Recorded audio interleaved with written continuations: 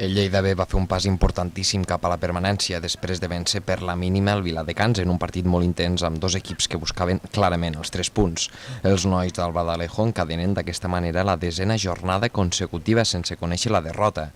Durant la primera meitat es va poder veure un joc molt físic, sobretot al mig del camp. Tots dos equips van gaudir de bones ocasions, però no va ser fins al darrer minut del primer temps que Martínez feia pujar l'1-0 al marcador amb una gran rematada de cap després d'una centrada perfecta de Manu. Amb l'avantatge en el marcador, el Lleida B va sortir a la segona meitat amb la clara intenció de sentenciar el partit, encara que va ser el Viladecans qui va tenir més bones aproximacions. L'expulsió de Cobo en una pilota dividida va condicionar els darrers minuts del maig. El Lleida va optar per un joc més conservador amb la intenció de mantenir l'avantatge. Tot i les ocasions finals del Viladecans, el Lleida B va poder conservar a 0 la porteria i va aconseguir sumar 3 punts molt valuosos que l'allunyen de la part baixa de la taula. Els blaus són ara 11ens a la classificació amb 38 punts, 8 per sobre de les posicions de descens.